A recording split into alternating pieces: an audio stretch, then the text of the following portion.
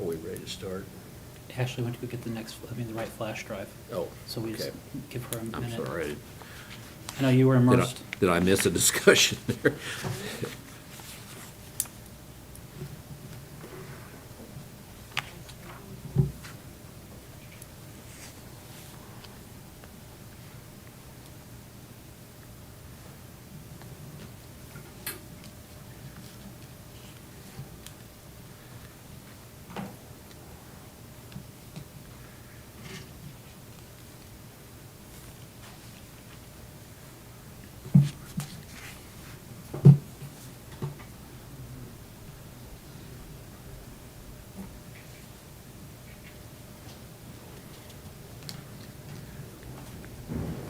I hear Ashley coming.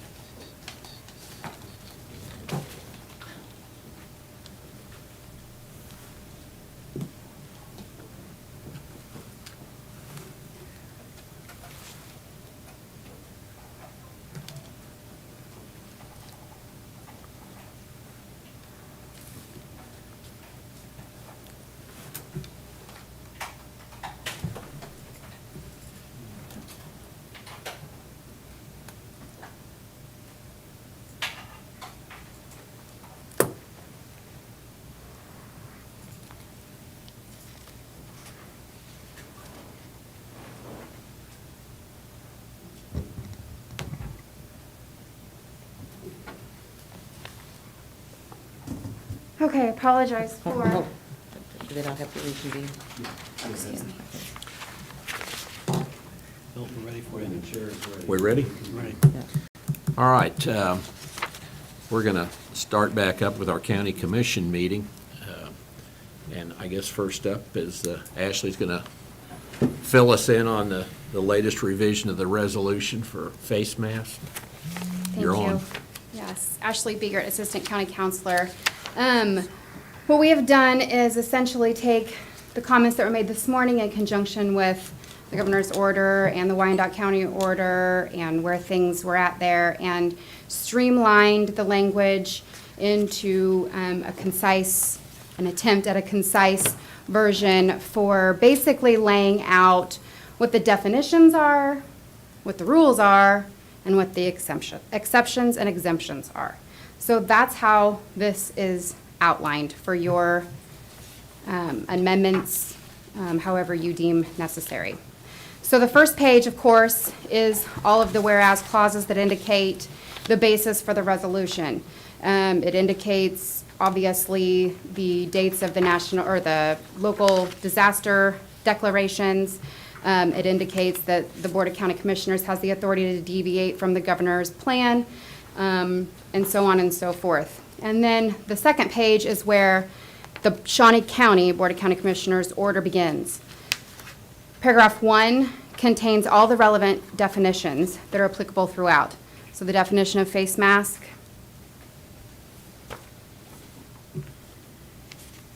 or other face covering.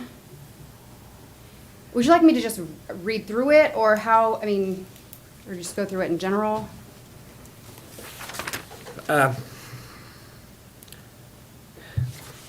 I've had a Yeah. chance to read it, but if I've you want read to it. just, I've read it. but if I've you read just want it. to generalize it for the public so that the Yeah. public has an idea of what it is that we're considering. Sure, okay. So the first definition there, of course, is a face covering. It includes, fabric face coverings made of cotton, silk, linen, fleece, or paper. It talks about how it shouldn't be touched or readjusted, and how you should ideally use hand hygiene prior to putting the face mask on and taking it off. Public space is defined as any indoor or outdoor space that is open to the public, not including private residential property or private offices or workspaces that are not open to customers or public visitors. And then social distancing, of course, is keeping at least 6 feet of distance between yourself and others outside your household, except for infrequent or incidental moments of closer proximity. So every regulation, if you will, from here on out that refers to these terms, you should refer back to these definitions. So then next, we deal with the rules for indoor public spaces and outdoor public spaces. And both of them state that subject to paragraphs 5 and 6, these are the rules. Paragraph 5 and 6 contain the exceptions and the persons that are exempt. So again, you have the rules and then you have the exceptions to the rules. So for indoor public spaces, the rule is when in an indoor public space, including but not limited to a workplace, business, or facility such as a community center or library, a face mask or other face covering is required to be worn by individuals who cannot achieve social distancing. And then, as you requested, paragraph 2 of the governor's order, with some exceptions, is stated below the requirements for indoor spaces and discusses some specifics with regard to businesses and organizations and what they must require of their employees and their customers. For instance, if you're working in a space visited by a customer or a member of the public and social distancing cannot be achieved, you're required to wear a mask. If you're preparing food, this is a really touchy mouse. For sale or distribution and social distancing cannot be achieved, you must wear a mask. This takes care of the cooks that are in the kitchen who aren't necessarily around other people. They don't have to be masked, but if they are, they'll need to wear a mask.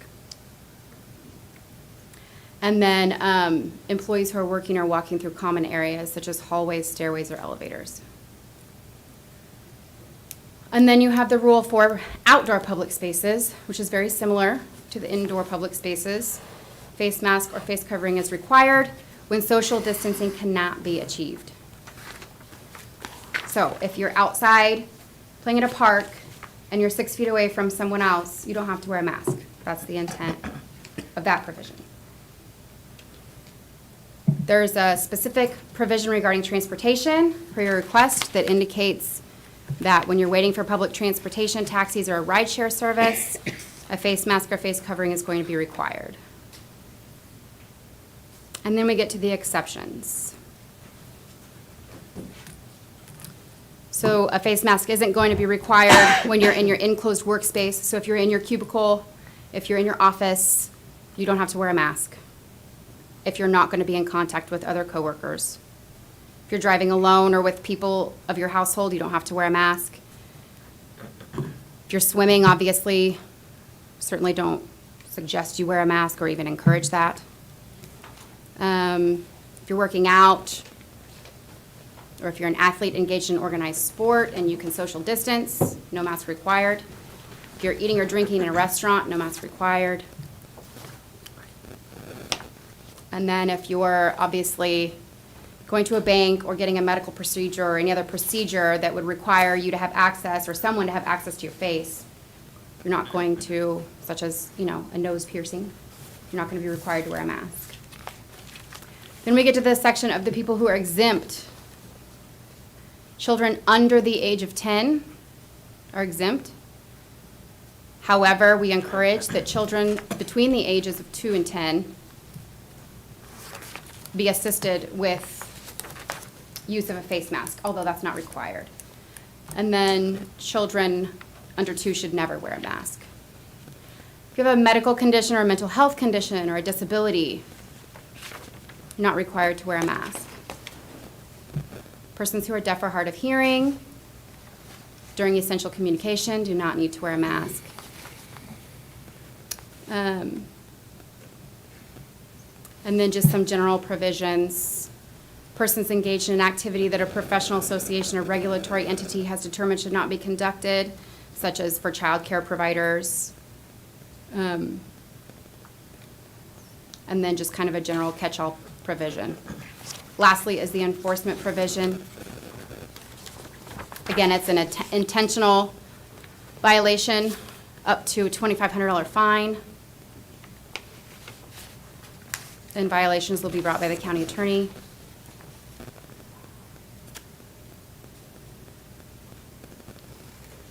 And then the remainder of the resolution just reflects that the previous resolution and order that was crafted last Thursday at your meeting is going to be rescinded and replaced with this. It also indicates that this order is in addition to all of the orders, or to any current order in place by the local health officer.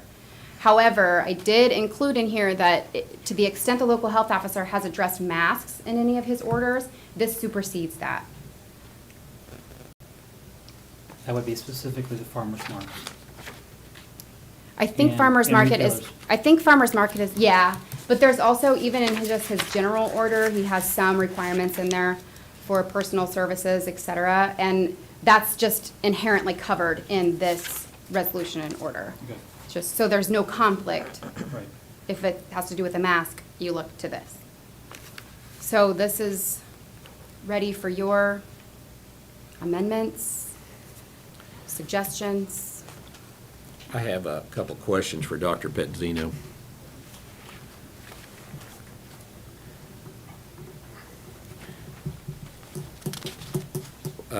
First question is, what's the main driving reason for doing this? Is it because cases are up, or deaths are up, or what's up that's causing us to all of a sudden jump into this? Well, first of all, I wouldn't say it's all of a sudden. We have been talking about this for weeks.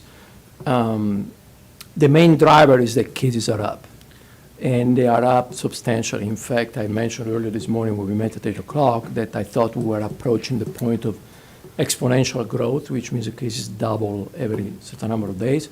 We got new information after the meeting, and I think we are indeed very much in the middle of an exponential growth. It's data are still a little preliminary, but what it means is that 3 weeks ago we had 50 cases, 2 weeks ago we had 100, last week we had about 200. Are hospitalizations going up? No, sir. Hospitalizations are going up, yes. Hospitalizations are going up, but not to the level. They're not growing in exponential growth. And as I explained this morning, hospitalizations typically lag behind Didn't we expect cases. this, though, too, as we opened up businesses, that we would have more cases? Not to this extent, absolutely not to this extent. are This most- is we are approaching the point where if this was happening in March, we would be on lockdown already a week ago. Are most of the people, the new cases, are they younger? Yes, And these are the people that survive this pretty easily? yes, except when they infect the people who are not young. No. I noticed just nationwide, we're getting a lot more cases, but death rates are going down. Do we know why? For several reasons that we have discussed in these meetings before, Commissioner. One is that the treatment is better. The other is that there are fewer hospitalizations because people who get sick are younger. Gee.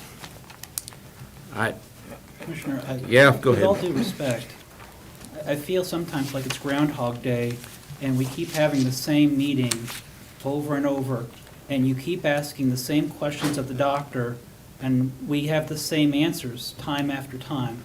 And I don't understand why we go through the same litany of questions of the doctor, expecting a different answer.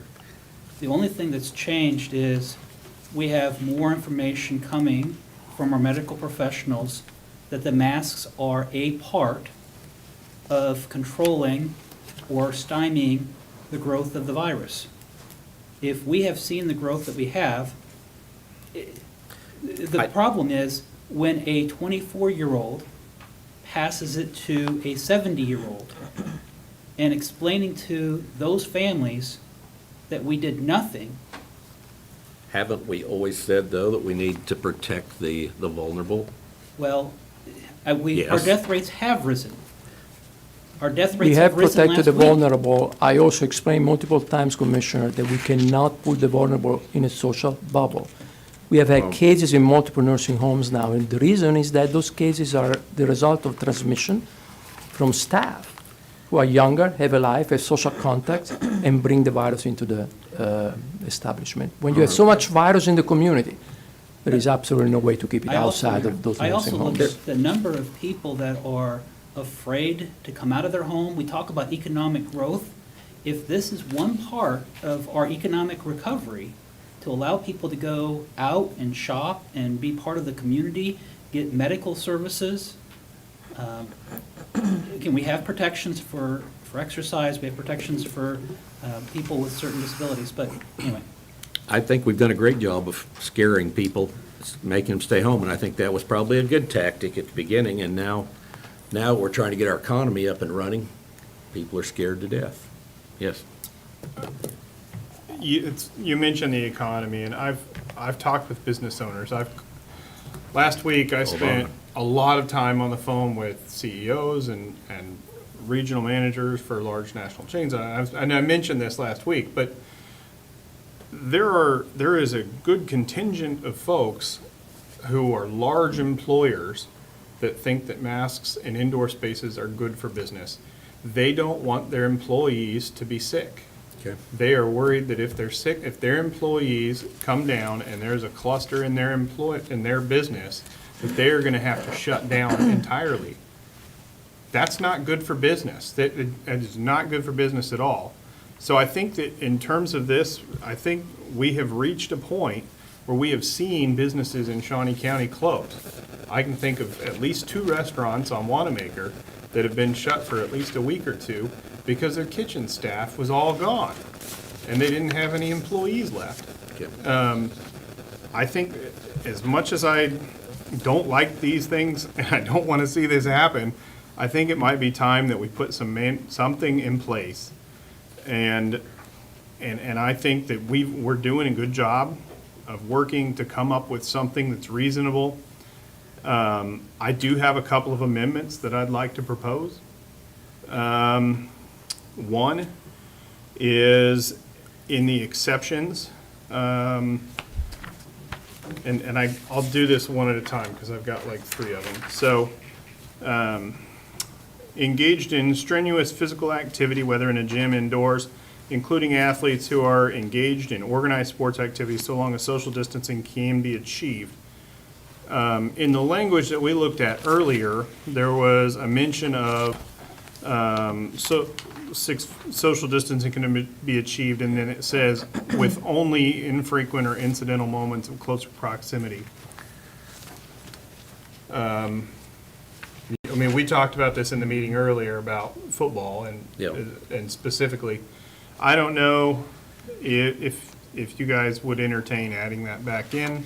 It's, Um, if you look is it at in the there? definition of social If you look at the distancing. definition of social distancing. Okay, I missed that then. All What right, i- so what is- disregard that. Is there a time on infrequent and incidental moments? Is it 5 minutes? Is it a minute? Is it? Would you like to make a proposal for what you would like No, it to? I'm asking Oh. what's acceptable? I know one time Dr. Pizzino said, well, if you're around somebody for 10 minutes, that's too much, but I don't know if there's a, It's one of those things where there isn't really a fixed time. I think it means exactly what it sounds like. If you're walking on the Shanga Trail and you're crossing another walker in the opposite direction and you just come within 3 feet from each other and you say, how are you doing? And you move on, that's infrequent and occasional and short.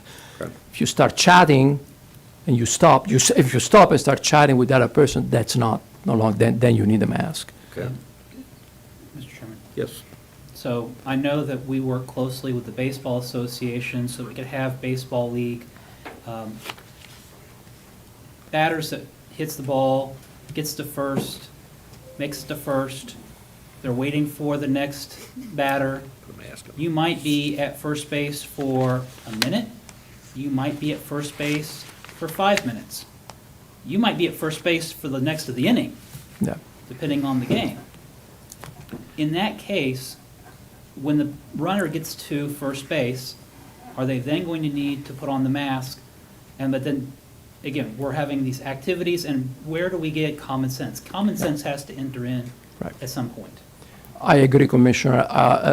My answer would be, in that case, they would not be required to wear a mask. It would fall under the provision when it's feasible. I don't think in that case it's feasible. However, I hate to open the can of worms, but Right. I want to be on the record for that. We are starting to see an alarming number of cases in young athletes that as a result of these practices that are taking place in teams. So I'm not proposing we take any action whatsoever right now. It's too early. But I wouldn't be surprised if I was back in front of this commission in a few days or a week or two, say, we need to do something also about sports because it's an emerging problem. But as of now, based on this order that's in front of you, those would be exemptions in my mind. I mean, it would also occur to me that, when we come to fall sports, the Kansas High School Sports Association is probably going to be weighing in for statewide rules. Right, absolutely. I don't know when the right time is. I have two very minor changes I would like to propose to the exemptions, but you will tell me when you want to hear that. I think Commissioner Mays, you had two more, didn't you? Yeah. The next one was also in the exemptions. A concern was raised to me during our recess, specifically in regards to pastors and teachers. And I didn't see anything in here that would have exempted them. So I'd like to add an amendment under the exceptions for speaking or is not required when speaking or presenting to an audience or congregation if more than 10 feet distance it can be achieved. That way, if you're in front of a room of people speaking, and I think even in this situation here, I'm not sure that 10 foot is achieved, but I think that would be reasonable. How, if we have the 6-foot rule, I mean, wouldn't it be unless it's less than 6 feet? I suggested 6 feet. I spoke with Dusty. He said when someone's on a stage, typically they are projecting, and that 10 feet might be a better option. But Because I'm just looking I'm at. fine with 6 feet as well. I'm looking at our social Consistency. distancing definition again. It had to do with projecting when we were talking to churches earlier about singing and if they're up in front and had a solo singer. That's where that distance came from a discussion. Okay. If you want to do 6 feet, that's fine too. Because that was my initial proposal was 6 feet because we have 6 feet listed in every other part of this. Right. And so I thought just for consistency's sake, that might be fine, but he recommended 10 feet. I'd be happy to go either way with it, so. I concur with Dusty, and as a matter of fact, the other ordinance we are working on, not ordinance, I keep saying that, I'm sorry, the other order we are working on for bars and potentially restaurants, we have a similar situation where we allow the performer in a bar, and we say as long as there are at least 10 feet between the audience and the performer, for that very reason. People project much more when they're speaking in a public setting, and 6 feet is probably not enough. Yeah, and he had mentioned that. I didn't want to put performer in there in relation to teachers Well- and pastors, but I thought presenter or speakers It would be occur- appropriate. Topeka Civic Theater, Helen Hawker Theater, a church service. I mean, when you have people that are going to speak loudly to a crowd, I can see where you're coming from. So I would make that motion then to add that. I'm fine. Yes, that's a second. I don't know if Ashley, do you know exactly what I you're typing? think you may have read it. Could you just repeat it? Yes, I guess it would be 5G, speaking or presenting to an audience or congregation if more than 10 feet distance can be achieved.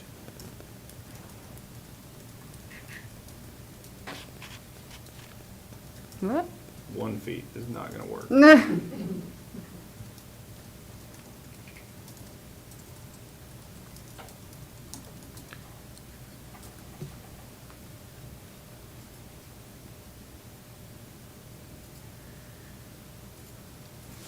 So the exception would read, a face mask or other face covering is not required when speaking or presenting to an audience or congregation if more than 10 feet distance can be achieved. Correct. And we got a motion and a second. Okay, motion made by Commissioner May, seconded by Commissioner Cook. All in favor, say aye. Those opposed, motion carries 3-0. Okay, I have one more. I mentioned this earlier. I still believe that we need to have an alternative option for people who cannot and will not wear a mask. And so I would like to add a definition of face shield, which I do not have, but I know that we've seen that in previous orders. So I would like to add in the face mask or other face coverings definition, I would like to say face mask, comma, face shield or other face covering, and then add that definition in there. Or perhaps a separate definition. I don't know what would be more appropriate, Ashley, but I'd like to add face shields as an option because they are far more breathable. And if somebody is claustrophobic or something, they can get some protection, even though we recognize it's not as good as a mask. It's another option. And, Sorry. yeah, go ahead. Go ahead. Under paragraph 6B, it's on page 3, we have a discussion of face shield. So we have some discussion of face shield Face. in Under this six- proposal. I don't see it. Prevents, Face if covering. persons with a medical condition, mental health condition, or disability that prevents wearing of a face mask or other face covering. I guess we, no, you're right.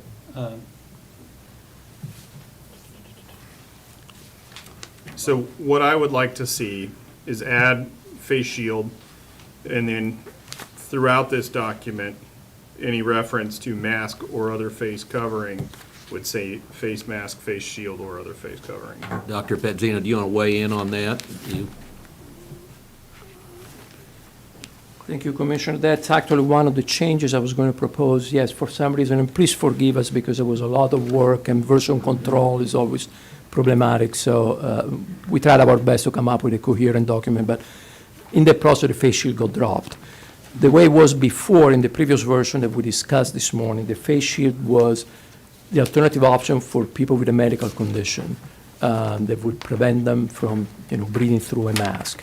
My recommendation would be to leave it like that, like it was this morning, and the reason is that, again, face shields are better than nothing, but they're certainly not at the level of a mask because they're so very much open on the side and on the bottom. And my concern is that if we open that as an alternative to everybody, we're probably going to have more face shields than necessary. I would be very much in favor of introducing that option for people with a medical condition that prevents them from wearing a regular mask. yes. Again, I'll go back to my conversation earlier, my concern about compliance, and I believe that while Dr. Pizzino is probably correct, in fact, I'm sure that, I know he is correct, that masks are more effective than shields, I again would reiterate that I think something is better than nothing, and it would give an alternative to people who may not technically have a health condition, but maybe for whatever reason, they're working outside in the heat or something, that it would at least provide another option when it's just difficult to wear a mask. So I would make that motion.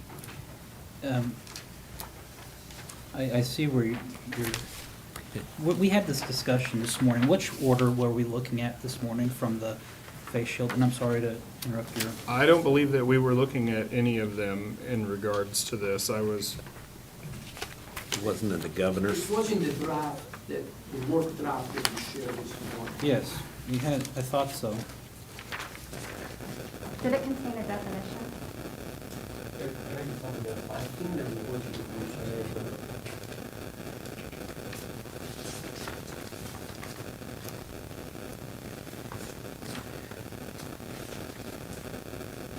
Is that it? Sophie? It just says face mask or other face covering. I don't.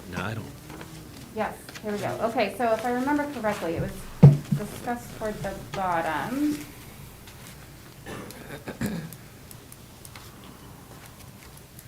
Maybe I just do a control find for shield.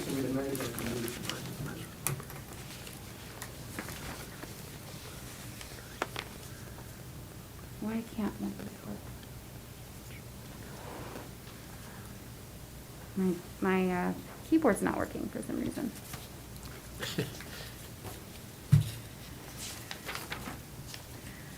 Whoa! I promise that was not a subliminal message. I would just go down to big section, medical. All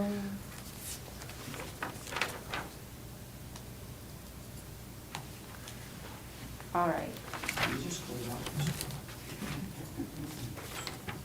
I don't know what's happening, but somebody else who knows how to work this thing is gonna have to help me. Try to get rid of that S. I've been trying. It's not letting me.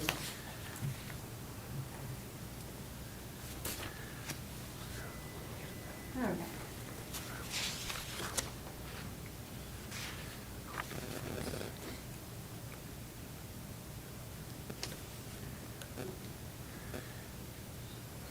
I think that was it, just, yeah. Oh, there we go. So you're saying your motion is not to limit it to a medical condition, but instead to add in the definition of a face mask or other face coverings, the definition of a shield, which The is a clear clear plastic, plastic yeah. face shield that covers the forehead, extends below the chin, and then wraps around the sides of the face? Yeah, Okay, that's the motion? that is a motion. Can I say something else? And Commissioner, I understand where you're coming from, and you're right, a little is better than nothing. I respectfully have to push back a little bit stronger on this one. I think that you are opening up really a can of worms that we don't know exactly what's going to look like. I have never seen in any of the ordinances that I have studied one where a face mask would be considered as equivalent to a face shield. The face shield is always included either as an additional protection, as I said, healthcare workers wear both, or as an alternative protection when the face masks are not available. I think you're right, there are a number of people who do not want to wear masks. I would say that for many of those people, the choice is not just a discomfort, it's more a choice based on those individual values that we discussed last time and ideological value, if you will. And I don't think that allowing them to wear a face mask is going to make a difference in whether they're going to wear something or not. I think this really takes care, it's so broad that it says anybody with a medical condition for whom where it doesn't even list the conditions. And you can interpret as broadly as you want, but it falls short from saying a mask is equal to a shield, which is really what would concern me. Commissioner Mays, would you be willing to accept the definition or that exemption that is listed, persons with a medical condition and not defining the medical condition? I could second that. Would being claustrophobic be a medical condition? It's a medical condition. I don't know. You like it just, So here's my problem, is that if we put it in a position where somebody has to justify that they have a medical condition, and then we're potentially putting folks in a position, let's say a retailer, where they are confronting someone and saying, you know, well, what's your medical condition? I really don't want to put it in that position. I still think that even though it's not as good as a mask, and I encourage everybody to wear masks, I don't see people currently using face shields, but I think it's good to at least allow it as an option. So I would prefer that it was not just for people with medical conditions, because I think we're opening ourselves up to a lot of potential scrutiny there, but I could go along with the medical condition, but I don't know that I can, because again, I think we're starting to open up a slippery slope for people, and it's at least if you had some expectation that it was tied to, it's not just because I'm anti-mask, but I have a reason why. But I respectfully understand where you're coming from, but it's the slippery slope that we would be opening the door to, I feel. I will second it. Motion's been made by Commissioner May, seconded by Commissioner Rippon. All in favor, say aye. Those opposed? Nay, and again, for the reason listed. Sure. On 6C, I don't know if that's worded quite right. You have it pulled up there? We might give Ashley just a moment to Yeah. make the adjustment. Where did it go? we're talking about people who would be exempt from wearing or at least not have to wear a mask at that moment. It said persons who are deaf or hard hearing. Should it be persons who are speaking to someone who's deaf or hard hearing? Or someone that, or if a deaf person is trying to communicate with somebody, that person should? I think that they're communicating with somebody who's different. Because it almost sounds like, the way it reads, it almost like the person who's deaf doesn't need to wear the mask, and they certainly can wear one.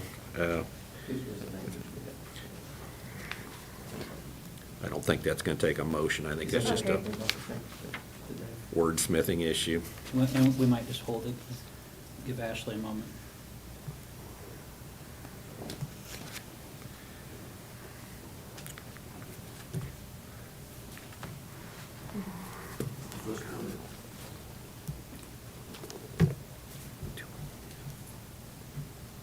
Okay, so this would not be, so this would go actually under an exception when a party to a communication is deaf or hard of hearing and not wearing a mask is essential to communication. I think it'd be when communicating with persons who are deaf. I think the wordsmith beat that. When communicating with persons who are deaf or hard of hearing.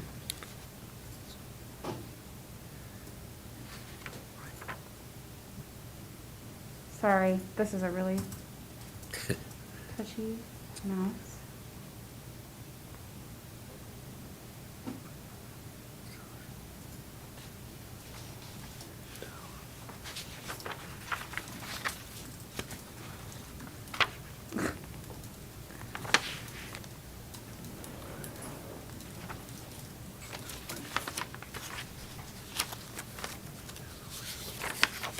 Does that reflect the, I don't know if there was a motion made, or does that, I think that clarifies. Just clarification. It's not a motion to do anything. I think everybody knows the intent. Ashley, I think you need to go back down to 6. You've still got to wear a line. No, maybe you got it. Never mind. I apologize.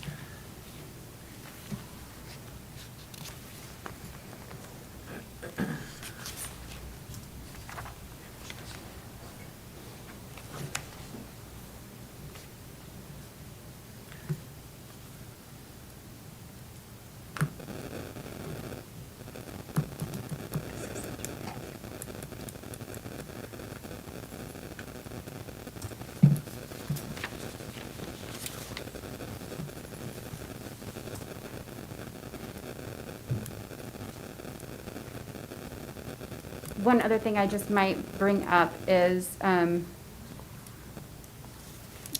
effective date of this order.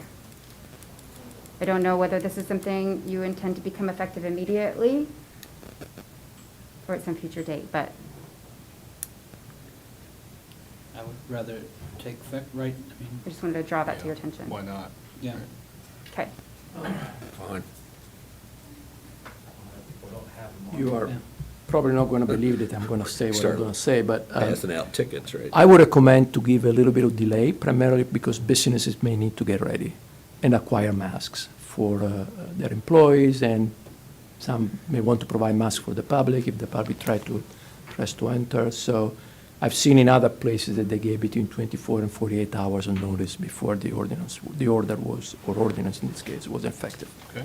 Dusty, you've been working with the businesses in helping everybody get up to speed. Do you have a recommendation as to when it would go in?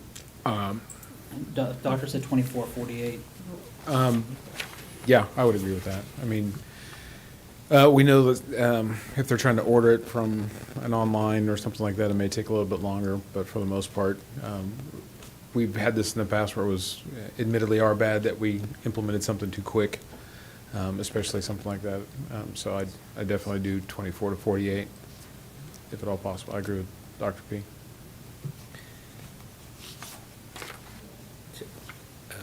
Usually our orders took effect at 12:01, didn't they?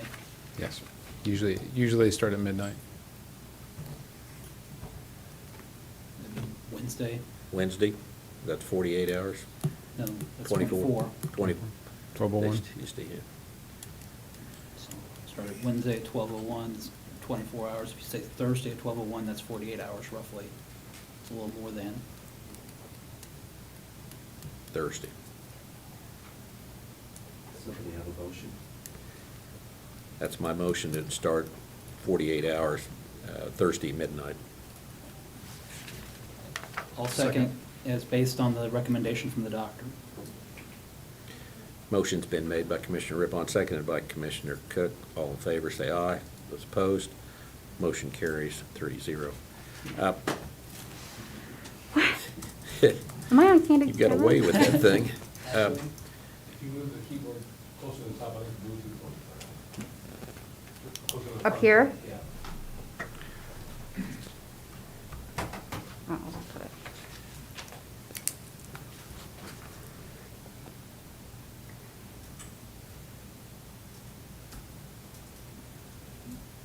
Sorry. 8th? Ninth. Ninth? 6, 7, 8, 9. Ninth. Nine. Ninth. Yeah, you need the AM. All right.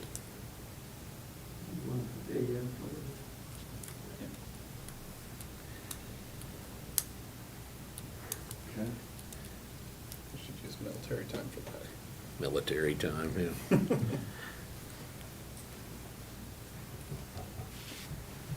Okay, well, I guess we're on enforcement there. Is that where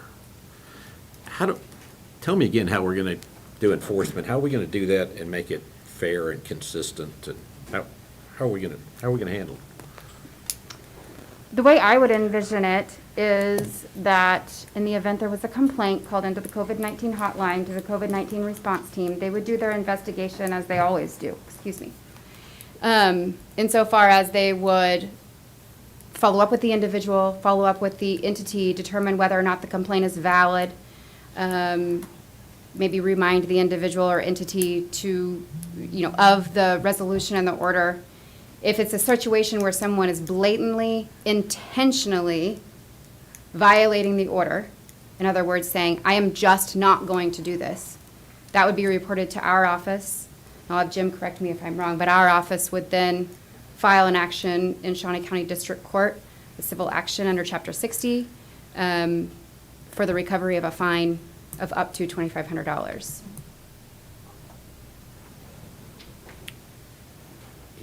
The only thing this is Jim Krause, Shawnee County Councilor. The only thing that I would add to that is I had a conversation this afternoon on subsection C where it says, see how it says county or district attorney.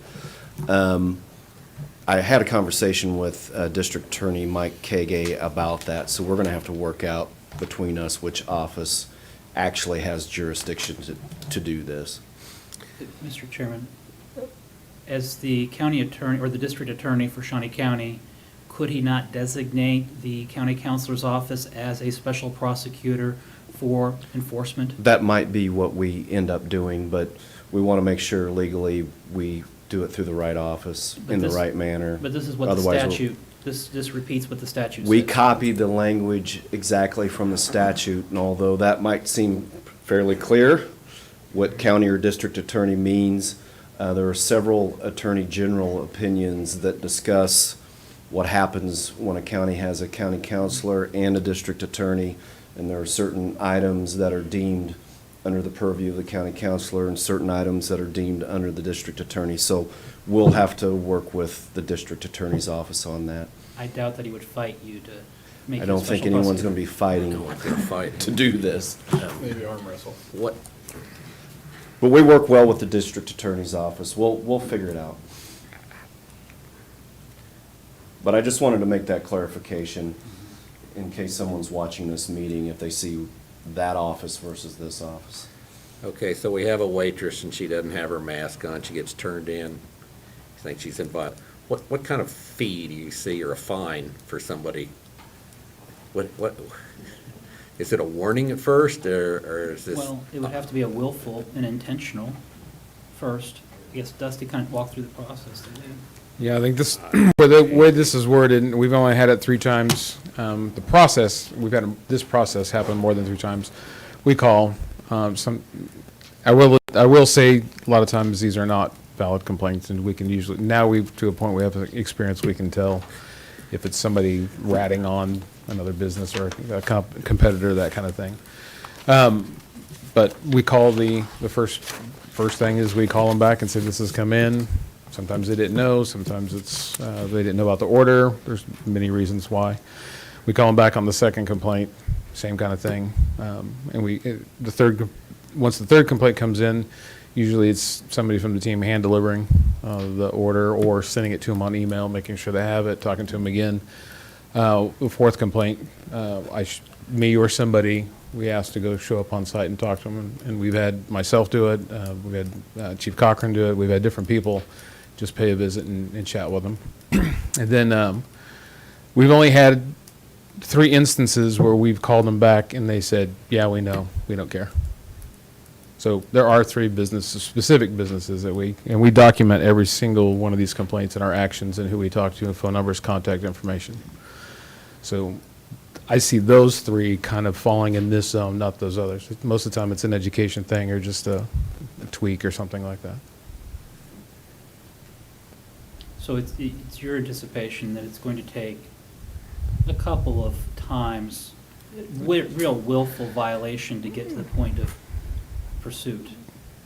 Oh, to hit this level? Yeah. Oh, yeah, we'll do a lot of education and discussion before I don't like calling Jim, to tell you the truth, so, on stuff like this. So we try to handle it many times before, and like I said, all those complaint logs are documented.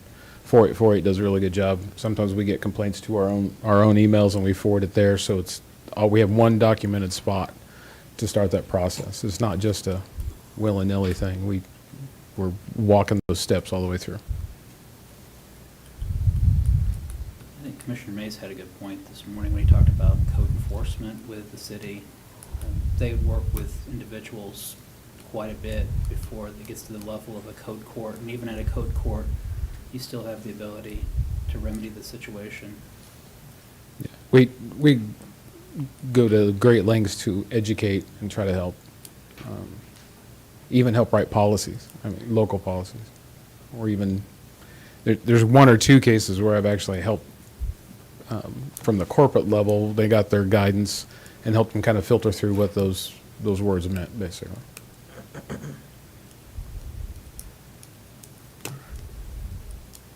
But ultimately, it would be up to the judge as to the amount. So the judge would have the final say as to the amount.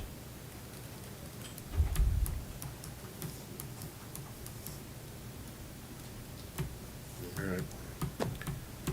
Any other questions? I had one question about golfing. You're out there golfing, is that, same thing applies, social distancing? 6-foot distance, field of play kind of thing, if they're out there. I'm gonna hear from the golfers. Well, we have to. All right. Anything else? Are we allowing any public comments at this point? As soon as we make a motion in a second and open it up to public comment. Okay. So I'll make a motion to adopt unless there's any more amendments. Any more amendments? All right, I'll begrudgingly second.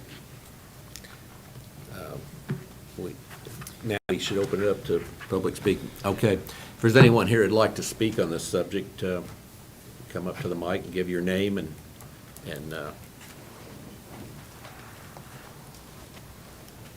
Thanks for hearing from me. My name is Jeffrey Terrell. I own a business here in Shawnee County over Lake Sherwood area. I'm an architect. I hate this stuff. I hate this mask. I hate the economic pain. I hate the discussion about all this. But the quickest way for my business to thrive again is for everybody to sort of toughen up, take their medicine, make it as concrete and as simple as possible and get it over with. This is going to confuse everything. What it sounds to me like, I've listened very carefully, is as if it's okay to drunk drive as long as I keep a certain amount of distance from the car nearby. This virus and its asymptomatic carriers is not something that scientists and doctors get off pushing the danger of. So I'm very happy to see you folks listening to the experts. I would also, and just add that I would encourage you to look at a published report just from J.P. Morgan Chase, who manages a lot of our corporate and personal investments. And they came out with a report yesterday that said the states that opened too quickly, Florida, Texas, Georgia, Arizona, California, and certain areas, they've been able to find corollaries to work with their hedge fund projections, where they link a rise in cases with a rise in card-present transactions.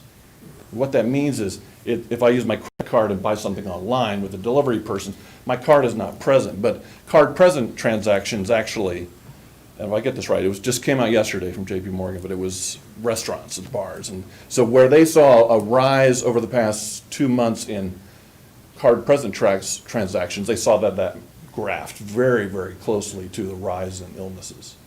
So I would just encourage that. I wasn't quite clear how this order dealt with things like that, whether it be in-person dining, inside, or not.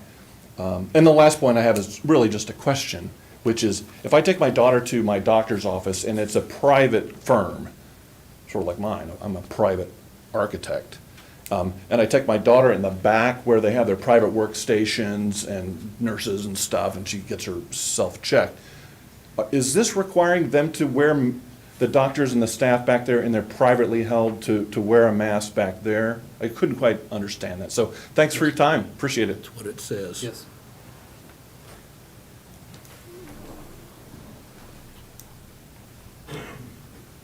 Commissioner Steve Lanterman, I represent the farmers market. One thing I did note on the enforcement, I heard perhaps incorrectly this morning that it was going to be a $250 penalty for an individual, and then there was going to be a vendor difference. Perhaps I misheard that. But getting onto the farmers market, I mean, I can appreciate what you're up here doing, and there's certainly, I think, a difference between the farmers market, which is an outdoor entity, and an indoor entity, such as some of your shopping, your retail. I tried for about an hour and a half to find any COVID transmission case dealing with a farmer's market. And almost universally, what I found was that outdoor transmission is somewhat limited to rare, not one case for a farmer's market. We came before this commission earlier and we worked out an addendum to phase 3 that we worked through together, that we put into place, and that was working. And the farmers market submitted a plan to you that was working. This weekend, they're going to be out there and it's going to be 91 degrees with a 69% relative humidity, meaning that that's a heat index of 104. On the hot asphalt with limited shade. These people are going to be suffering to try and do the farmer's market, which we've all acknowledged is an essential good that needs to be provided. I would encourage you to take a look at that and take a look at your order and say, are we really swatting at flies with a sledgehammer by trying to go after an outdoor activity that has no transmission that we can find of COVID and trying to limit that down? Instead of just, what I would encourage you to do is stay with the exact addendum that you've already put into place for the farmer's market as it related to phase 3. Stick with the plan that the farmer's market already submitted, that got approved by the COVID task force and by the county councilor. We're under different times, I understand that.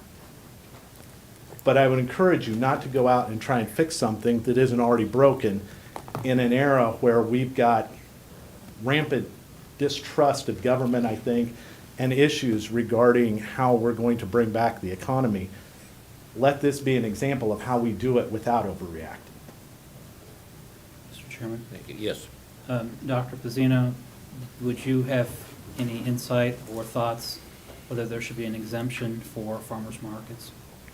I don't think there should be an exemption for farmers market. The agreement that was negotiated a few weeks ago was a few weeks ago. We are in a very different situation. It is true, I'm not aware of any case of transmission demonstrated in a farmers market. I'm also not aware of any case of transmission in many of those settings that are listed in this ordinance. What people do when they study the mode of transmission, where they study the mode of transmission. And in some cases, we can demonstrate a specific instance in which, say, especially in a bar where you have a pretty high likelihood of infection, that took place. But in other cases, we just need to use logic and say, based on what we know the mode of transmission is, what's the safest approach? Now, it is true that outdoors is safer than indoors, so other things equal, if you can do it outdoors, do it outdoors, by all means. However, when you have very little virus circulating like we did 4 or 5 weeks ago, one could say, you know, it's already very little, you cut it even down in terms of risk because you are outdoors, it's probably reasonable. When you have a lot of virus like we have today, where you're doubling the number of cases every week, I think going from a lot to a little less is still high enough a risk to justify that the farmers market be included in this ordinance. And frankly, I'm puzzled by this position that the farmers market in Topeka has taken, and I consider that being a backwards position. Many farmers markets have required, independently from government intervention, that both vendors and customers wear a mask. It's feasible. Our nurses will be out on the tarmac, on a parking lot next week, in the same kind of temperature, collecting specimens for people who need to be tested. Nobody likes it, but we need what we need to do. And I'm disappointed that our farmers market vendors are not willing to do that.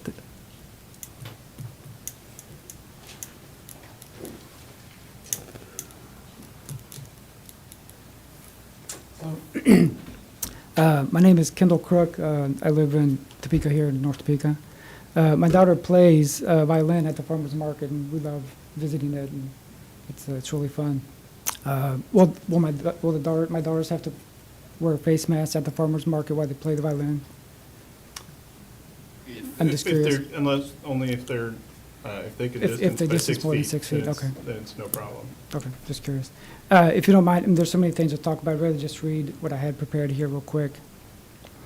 My concern with this issue, and with everything that has happened in the past 4 months in regards to COVID-19, has more to do with our liberties and the purpose of government. Governments are instituted among men. Governments are instituted among men, deriving their just powers from the consent of the governed. Government exists to punish those who do evil and reward those who do good. I want to take you through some numbers of type of deaths that happen every day. 150,000 people die each day around the world, 100,000 of that due to old age. 7,500 people die each day in the U.S., heart attack disease being the #1 killer at 1,800 per day. 3,300 people are killed each day in car accidents in the U.S. 1,700 abortions are performed each day in the U.S., 3,900 per day at the peak year of 1990. 1,300 people die each day from smoking-related illnesses in the U.S. 240 people die each day due to alcoholic-related deaths in the U.S. And 100 people die each day due to the flu. This is pre-flu numbers. Pre-COVID numbers was 100 people per day. Some of the pandemics of the past, the flu pandemic in 1968, 1 million people died. Asian flu 1956 to 58, 2 million people died. Flu pandemic of 1918, 20 million people. Third cholera pandemic of 1852 to 60 was 1 million. What concerns me are the measures that governments are taking in order to control the spread of the virus. With the help of the media, government took the fear of the people and used it to spread its totalitarian tendencies. The lockdown measures would not have been able to take place without the media instilling fear in the people. This is a response to fear of death, not a thoughtful set of actions to control the spread of a contagious disease while at the same time maintaining our constitutional rights. The initial estimates put forth by the Imperial College of London by Neil Ferguson were way off base. The variables placed in his equations were pure conjecture. All of the numbers he used are conjunctures. He had no idea how many people were contaminated at the time. It's pure assumptions. That's what set everybody to panic. China didn't give us a virus. They gave us their form of government. This virus will go on and others will come. The grip that government has placed on its people is harder to say. Will our government have the discipline to return our freedoms back when this is all over? How do we normally conduct our business in a free society? The way we do it is by warning people and letting them make their own choice. We have an open market of ideas. We each promote our ideas in order for each person to make up their minds as to what course they will take in life. Government has been given the power of the sword. It should be very careful how it compels its citizens and fellow human beings to certain actions against their will. I find it interesting that certain political philosophies start with the premise that people are good, meaning that they are not evil. It's only society that lets them down. It's their environment that propels them to evil. So if man is good, why all the laws and regulations to compel him to do good? Why not trust the people to do what is good? In the book, The Gulag Archipelago, Alexander Solzhenitsyn wrote, "If it were only all so simple, if only there were evil people somewhere indecisively committing evil deeds, and it were necessary only to separate them from the rest of us and destroy them. But the line dividing good and evil cuts through the heart of every human being, and who is willing to destroy a piece of its own heart?" He also talks about a legalistic society. We are currently living in a legalistic society. He tried to explain the psychology of totalitarian governments as well. This is what concerns me the most, is the psychology of totalitarian authority. This issue of calling people up because they have broken these ordinances, you guys should study Russian history, and you should read Alexander Solzhenitsyn. You need to be very careful where you're taking us. You cannot equate this with the idea of knowingly contaminating natural resources, and this is where the issue of contagious diseases. You cannot equate this with the idea of contaminating natural resources, for example, water or air. One does not have the right to contaminate the air or water without reparations to the affected persons. Or in the case of AIDS, when a known carrier participates in actions with the knowledge that he will more than likely contaminate the other person. It's interesting how all of this lockdown was done with the idea of lowering the curve. Those measures were taken with false estimates for the Imperial College of London report. Why is it that government continues to find reasons to take away our natural freedoms and finds it so hard to restore our freedoms back? In conclusion, I want to share some quotes and ideas from the past. I'm going to share four of, this is known as the Maniusian decree from Greece. This is 4 AD. These are four fundamental rights that Greece put in place. It's more or less the definition of what a free man is and what a slave is. What a free man is, the rights he has, and what a slave man, the right that a slave man does not have. Number one is the legal status as a protected member of the community, and this has more to do with the stuff that we've been doing in the past, not so much with the face mask. So I understand that this is an overlapping idea, not just the face mask, but this, number one, legal status as a protected member of the community. Number two, immunity from arbitrary arrest. Number three, the right to work at whatever he desires to do. Number four, the right to movement according to his own choice. This is 4 AD in Greece. And here are a couple of quotes. Of all tyrannies, a tyrant sincerely exercised, of all tyrannies, a tyranny sincerely exercised for the good of its victims may be the most oppressive. It would be better to live under robber barons and under omnipotent moral busybodies. The robber baron's cruelty may sometimes sleep. Its cupidity may at some point be satisfied. But those who torment us for our own good will torment us without end, for they do so with the approval of their own conscience. They may be more likely to go to heaven, yet at the same time likely to make a hell of earth. This very kindness stings with intolerable insult. To be cured against one's will and cured of states which we may not regard as disease is to be put on the level of those who have not yet reached the age of reason or those who ever will. To be classified with infants, imbeciles, and domestic animals. That was by C.S. Lewis. Another quote, I'm not sure who had this quote. Humanity is the raw material upon which I impose my creative will. Even though men suffer and die in the process, they are lifted by it to a height to which they could never have risen without my coercive but creative violation of their lives. This is the argument used by every dictator, inquisitor, and bully who seeks some moral or even aesthetic justification for his conduct. I must do for men or with them what they cannot do for themselves, and I cannot ask their permission or consent because they are in no condition to know what is best for them. Last quote is by Nietzsche. Whoever battles with monsters had better see that it does not turn him into a monster. Thank you very much. Thank you.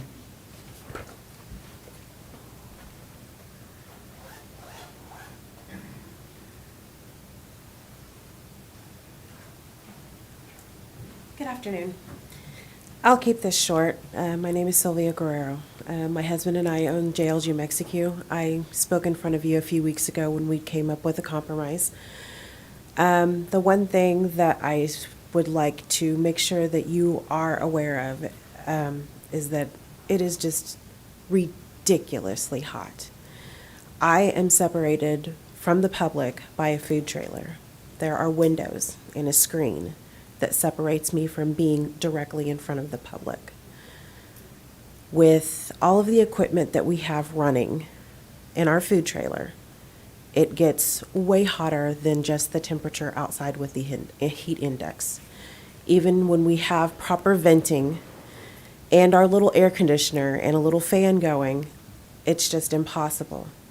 So if at any point in time you really want to experience what it's like to be out in that heat and try to pay attention to what the people are saying, and still, for me or the person that comes and helps us, call out the orders to my husband with a mask on and everything's going, and deal with the heat and try to keep yourself sane, I invite you to come to our truck and hang out all day with us. It's unbearable. It's unbearable. And at any point in time, if you'd like to come hang out, be our guest. Mr. Thank you. Chairman? Yes. Just in your food truck, do you have at least 6 feet between you and your husband? For me and my husband, no, there is not. But we are in the same household.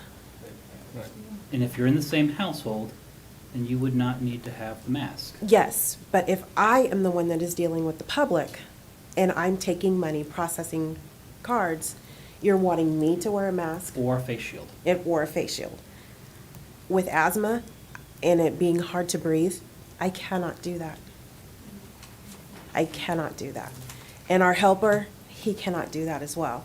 And just for any other person that is out in the market, whether they're inside a food truck or inside a food trailer, or even if they just have a tent, with there not being the proper shade, and it's unbearable. She walks the whole entire place all day. I never, ever see her sit still, stand still. Never. Constantly. There's times that I don't see her because she's just constantly going. It's too hot. I appreciate what you're trying to do to make sure that we all stay safe and we all stay healthy. But at some point, in an open air place where everyone else is practicing the social distancing. I've never had like a cluster of people just right around anywhere that I've seen. Common sense has to win out. And I'm sorry that you feel like we're disrespecting at all by saying anything about it, but that's just the way it is. And like I said, come hang out with us. You can see what it's all about. Thank you. Thank you very much.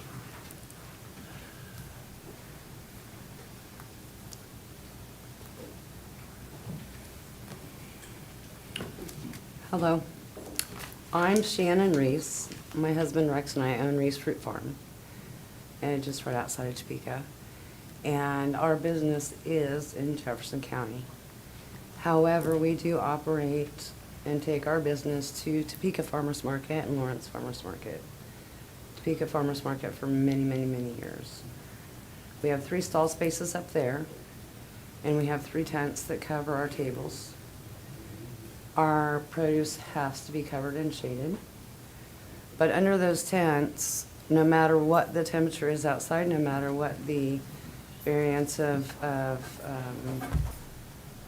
whatever the air temperature is, those tents that are used, the Easy Up tents, definitely on that asphalt completely just hold heat and create a viable situation. The reason I'm speaking today on behalf, and kind of in regards on behalf of Topeka Farmers Market, but it's not my place to speak for the market itself. We have a manager and a board that would do that. As a vendor, my employees are wearing masks when they are at our booth. It was my understanding when the masks in farmers market started that they were to wear the masks the entire time. It was also my understanding that Dr. Pizzino was making regular visits to the farmers market. Not anymore. At the time I'm talking about. It was brought up that one of my employees, walked away from our booth and removed the mask to get some fresh air, walked through the parking lot where people were parked, came back, put her mask on, and then it was reported that she must, as a vendor, wear her mask the entire time of the market. At that time, Shawnee County required that. Fair enough. At this point in time, one of the things I've talked to Mary about is that I personally, although I don't have issues, I have emphysema, COPD, asthma, chronic bronchic airway obstruction, and other health issues. However, my breathing is not at risk. My oxygen saturations are always 99% and 100. If I go to Mary and I say, Mary, I can't wear a mask because I have da-da-da-da-da, who's the doctor to determine that? Who's the judge and the jury to determine whether or not I can breathe through a mask, which I can just fine? Who's going to be there to determine who gets to wear a mask and who doesn't? Flip side of that, Mary and the board have done everything possible to prevent the interaction between the vendors and the consumers. They mark in front of our booths the 6 feet spacing. There's plenty of signs on our, they have provided us with signs for our tents or our tables to request social distancing. They have marked the market grounds very well for social distancing. You never know, it's an open air market. You never know how many people are coming. They can come in from 20 different directions over there at between 10th Street and Huntoon, 12. Who's going to be there to determine if you're talking about businesses such as maybe in Topeka, giving them the 1, 2, 3, 4 accounts of education, violation, determination, and then going to court for fines.